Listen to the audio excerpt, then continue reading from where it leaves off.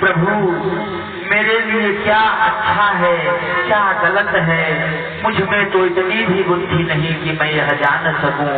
इसलिए प्रभु यदि आप सचमुच मुझ पर प्रसन्न हो तो आप मुझे वही दे दो जो आपको अच्छा लगे, जो आपको अच्छा लगे कि यही मेरे लिए अच्छा होगा, वही आप मुझे दे दो। ऐसी भक्ति का भाव होना चाहिए। भगवान से कुछ भी अपेक्षा रखकर अगर हम भक्ति करते हैं तो वो भक्ति नहीं, फिर वो व्यापार हो जाता है, फिर तो वो धंधा हो गया। तुम मुझे कुछ दो तो मैं तुम्हें कुछ दूं, ये तो धंधे वाली बात हो गई। भगवान से भक्ति का भाव ये है कि कुछ भी पाने की कामना न हो, जो भगवान की इच्छा हो भगवान मुझे दे दें, मैं तो केवल भगवान को प्रेम करता रहूंगा। ये भक्ति का परम भाव है। और जब भगवान श्री रामचंद्र जी ने सुतीक्षण का परम प्रेम भाव देखा तो भगवान ने सुतीक्षण को भैया आवाज थोड़ा स्लो करके रखा।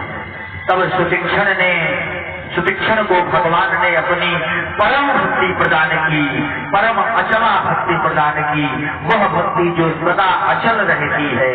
भगवान सुतीक्षण भगवान की उस परम भक्ति के अधिकारी बन गए। फिर ऋषि के पास, अगस्त्य ऋषि के पास पहुंचे। अगस्त्य ऋषि ने प्रभु का बड़ा स्वागत सत्कार किया, कंद मूल फल फूल दिए। उसके पश्चात भगवान का पूजन वंदन किया। तब प्रभु श्री रामचंद्र जी ने कहा, मुनिवर मैं अपनी सारी बात बतला दी कि मैं पिताजी आज्ञा से वनवास के लिए आया हूँ। आप मुझे रहने योग्य स्थान बतलाइए। नासिक पंचवटी का जंगल पड़ता है जो इस समय महाराष्ट्र में है, पंचवटी क्षेत्र। उस समय भयानक जंगल हुआ करता था वो। अगस्त्य ऋषि ने कहा, प्रभु उस पंचवटी में खर दूषण तृष्णा शूर्पणखा जैसे बड़े भयानक राक्षस रहा करते हैं। आप उस वन में जाकर रहिए और उन दुष्टों का संहार करिए और संतों को भक्तों को अभय प्रदान कीजिए।